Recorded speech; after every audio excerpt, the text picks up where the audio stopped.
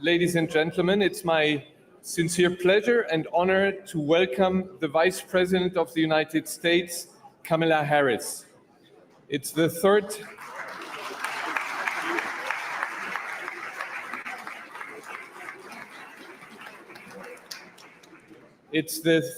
consecutive year at the MSC.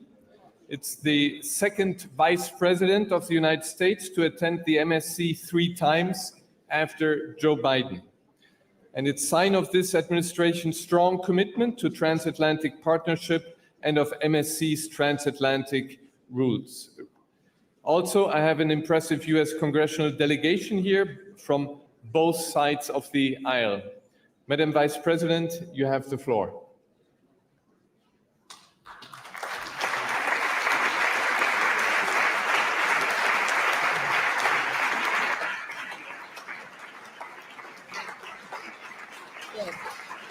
Good afternoon. Good afternoon.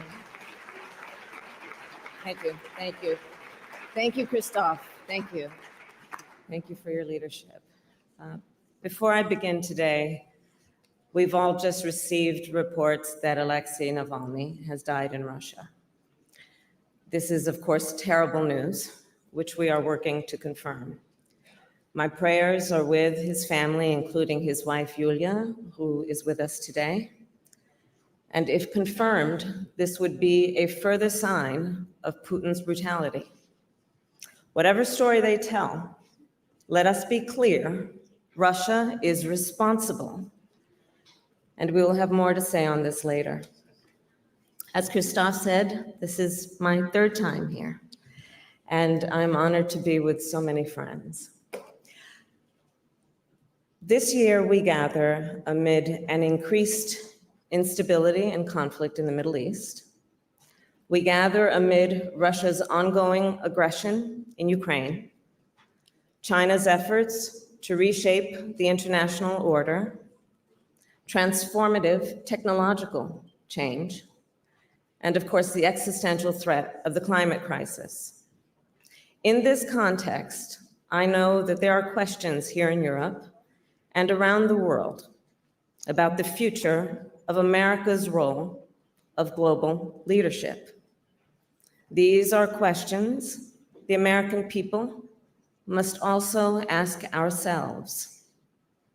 Whether it is in America's interest to continue to engage with the world or to turn inward, whether it is in our interest to defend long-standing rules and norms that have provided for unprecedented peace and prosperity, or to allow them to be trampled.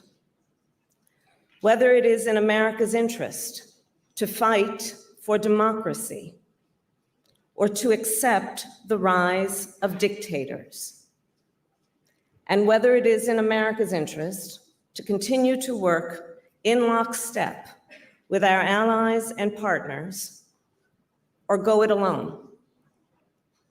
Today, I will explain how President Biden and I answer these questions with full knowledge that how America responds will affect the American people, the people of Europe, and people around the world. I believe it is in the fundamental interest of the American people for the United States to fulfill our long-standing role of global leadership. As President Biden and I have made clear over the past 3 years, we are committed to pursue global engagement, to uphold international rules and norms, to defend democratic values at home and abroad, and to work with our allies and partners in pursuit of shared goals. As I travel throughout my country and the world, it is clear to me, this approach makes America strong, and it keeps Americans safe. However, there are some in the United States who disagree. They suggest it is in the best interest of the American people to isolate ourselves from the world, to flout common understandings among nations, to embrace dictators and adopt their repressive tactics, and abandon commitments to our allies in favor of unilateral action. Let me be clear. That worldview is dangerous, destabilizing, and indeed short-sighted. That view would weaken America and would undermine global stability and undermine global prosperity. President Biden and I therefore reject that view. And please do understand, our approach is not based on the virtues of charity. We pursue our approach because it is in our strategic interest. I strongly believe America's role of global leadership is to the direct benefit of the American people. Our leadership keeps our homeland safe, supports American jobs, secures supply chains, and opens new markets for American goods. And I firmly believe our commitment to build and sustain alliances has helped America become the most powerful and prosperous country in the world. Alliances that have prevented wars, defended freedom, and maintained stability from Europe to the Indo-Pacific. To put all of that at risk would be foolish. President Biden and I have demonstrated there is a smarter way. When it comes to America's national security, our approach starts with our historic direct investment in the working people of America, an investment which has helped build a resilient and innovative economy. We are clear, we cannot be strong abroad if we are not strong at home. We have made a once-in-a-generation investment to rebuild our roads and bridges and ports and highways, with more than 40,000 infrastructure projects across all of our 50 states. We're bringing semiconductor manufacturing back to America, which will secure our supply chains and enable the future of technology. And we have invested $1 trillion to address the climate crisis and build a new clean energy economy, reduce emissions, and meet our global climate commitments. Our economic vision has ensured America's economy remains the strongest in the world, with historic job creation, historic creation of small businesses, and broad-based economic growth. And over the past 3 years, backed by this strong track record at home, we have implemented our national security strategy. In the Indo-Pacific, we have invested heavily in our alliances and partnerships and created new ones to ensure peace and security, and of course, the free flow of commerce. We have responsibly managed competition with China, standing up to Beijing when necessary, and also working together when it serves our interest. In the Middle East, we are working to end the conflict that Hamas triggered on October 7th, as soon as possible, and ensure it ends in a way where Israel is secure, hostages are released, the humanitarian crisis is resolved, Hamas does not control Gaza, and Palestinians can enjoy their right to security, dignity, freedom, and self-determination.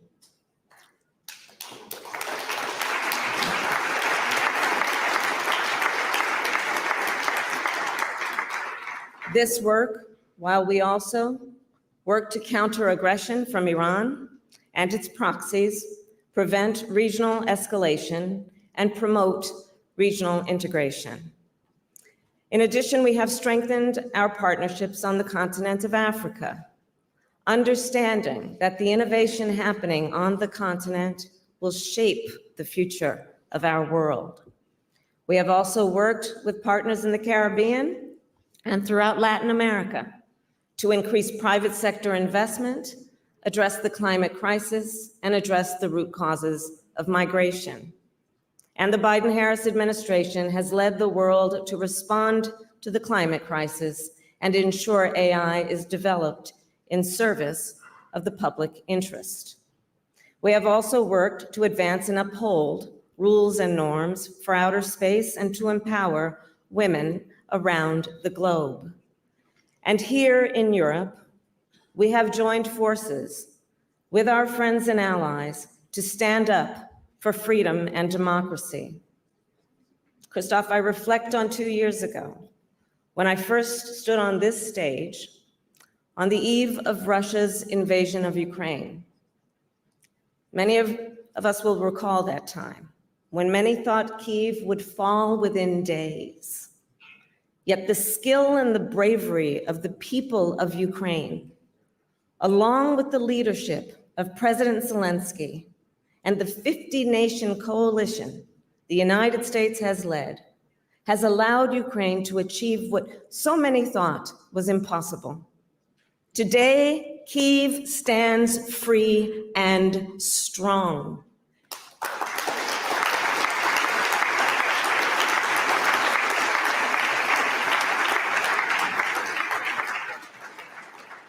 The world has come together with leadership from the United States to defend the basic principles of sovereignty and territorial integrity, and to stop an imperialist authoritarian from subjugating a free and democratic people. Make no mistake, Putin's war has already been an utter failure for Russia. Ukraine has regained more than half the territory Russia occupied at the start of the conflict, thanks in part to a massive supply of American and European weapons. The Russian military has suffered severe setbacks. It has lost 2/3 of its tanks and more than 1/3 of its fleet in the Black Sea. Because of Putin's aggression and recklessness, Russia has also suffered over 300,000 casualties. Remember, that's more than 5 times what it lost in 10 years in Afghanistan. And now it forces conscripts onto the front lines with as little as 2 weeks of training. We have also imposed economic costs on Russia for its aggression. And together with our G7 partners, we have frozen Russia's sovereign assets and made clear Russia must pay for the damages it has caused to Ukraine. I applaud the recent $54 billion commitment the EU made to support Ukraine, on top of the more than $100 billion our European allies and partners have already dedicated. You have made clear that Europe will stand with Ukraine. And I will make clear, President Joe Biden and I stand with Ukraine.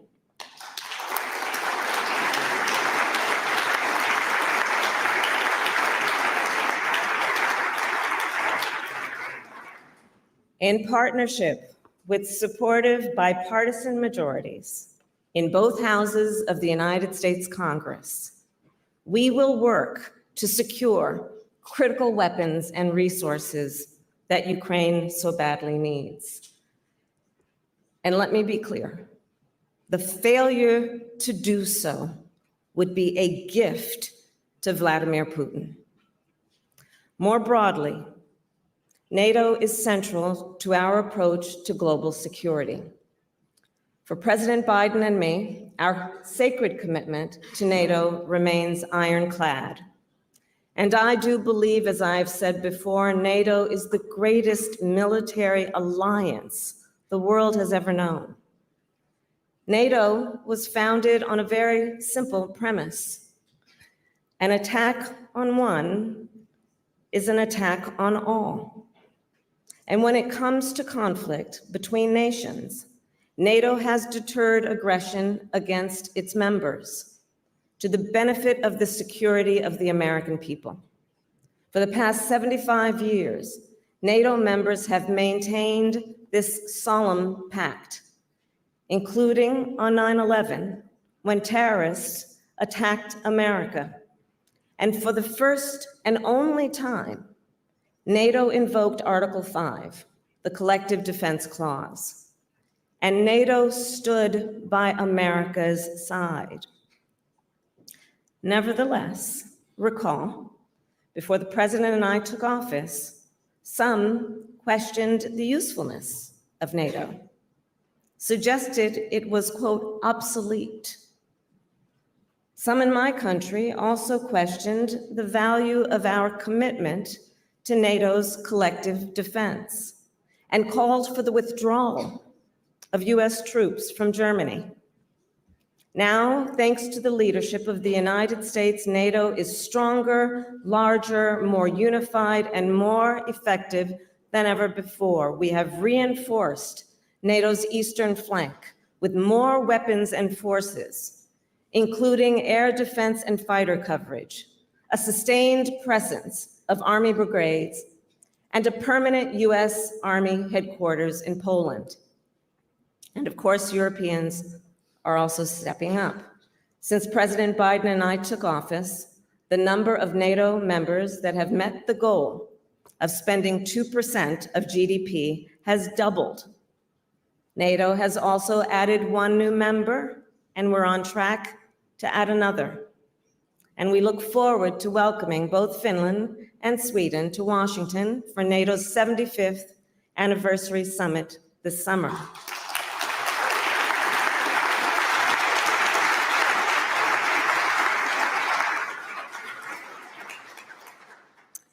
Around the world, we have made great progress. But ultimately, I do believe none of the gains we have made will be permanent unless we are vigilant. And let us remember, none of these gains were inevitable. I ask you, imagine if America turned our back on Ukraine and abandoned our NATO allies, and abandoned our treaty commitments. Imagine if we went easy on Putin, let alone encouraged him. History offers a clue.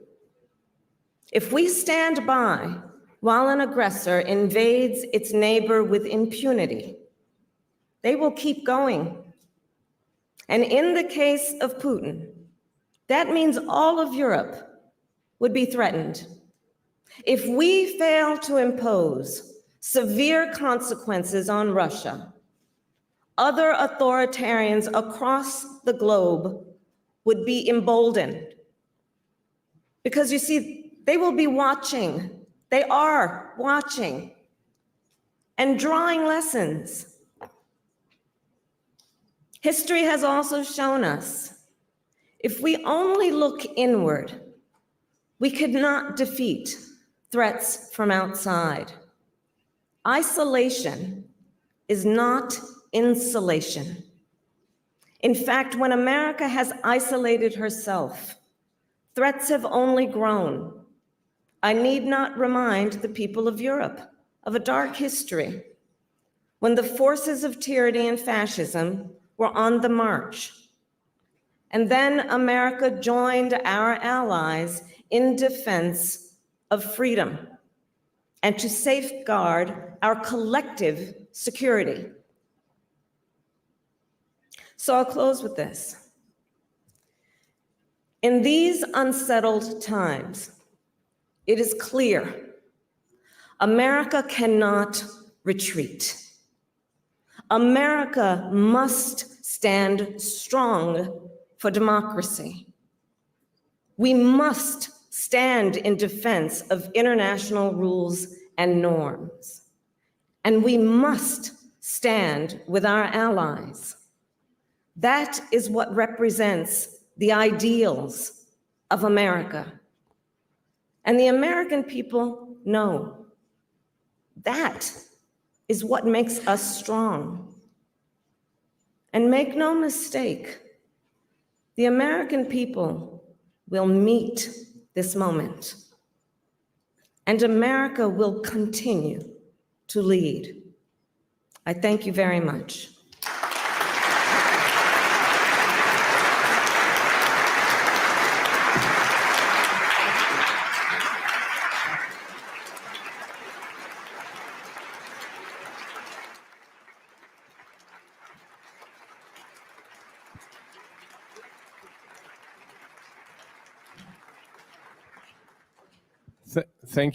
Thank you very much, Madam Vice President, for these strong words, for this strong commitment to NATO. And tonight we will honor again one of the strongest Republicans who has been here with the Munich Security Conference for many, many years, John McCain. I think if he were to listen and his wife is here, would be very grateful for your bipartisan words. We are running late, so I have to, I cannot go into a long discussion, but I want to pick up on the one issue besides Ukraine, which you have covered very long on the Israel-Palestine issue. From your perspective, you touched briefly on that. What is the long-term vision for the Israelis and Palestinians, and how will they live with each other? Will it be possible, what we mentioned earlier, also with respect to Rwanda, where there was a genocide, is it possible to come, instead of revenge, to reconciliation? How do we get from here to there? How do we get to where what you said about two-state solution, living side by side, is it actually achievable? The short answer is yes, I do believe it is, but we must then put the discussion in context, starting with October 7th. On October 7th, Hamas committed a terrorist act that was about slaughtering over 1,200 Israelis, innocent people, many of them young people who were attending a concert. Women were horribly tortured and raped, rape being used as a tool of war. And it is important that we remember what that was. And I will say, understand that Israel then had a right to defend itself. We would.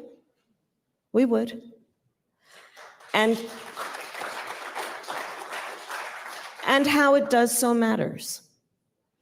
We have also been clear that far too many innocent Palestinians have been killed, that Israel must do better to protect innocent civilians.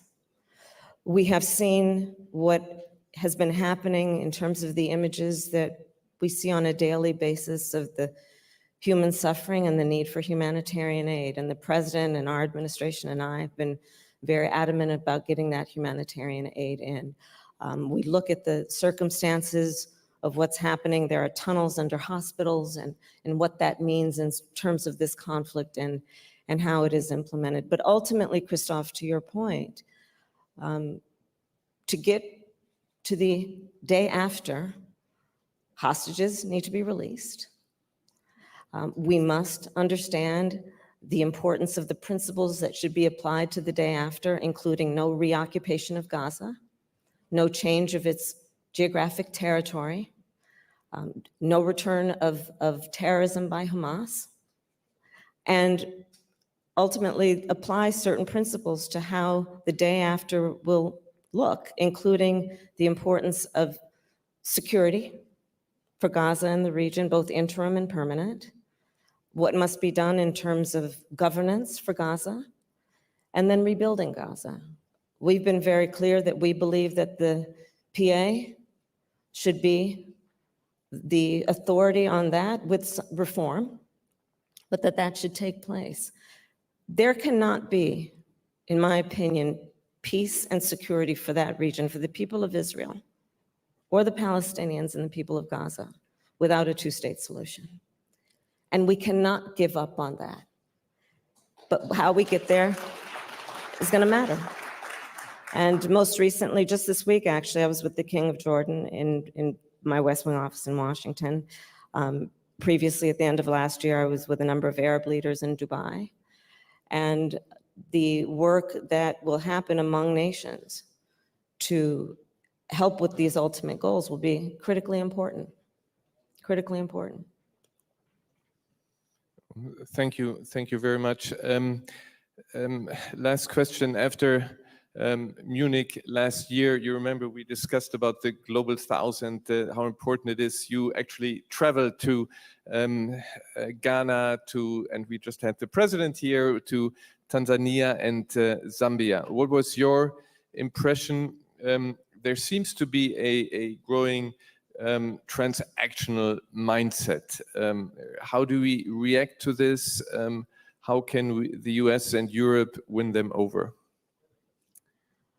Well, I'm going to challenge the premise of your question. On behalf of the United States, I will tell you that I believe that we must think differently about the relationship between the United States and the continent of Africa.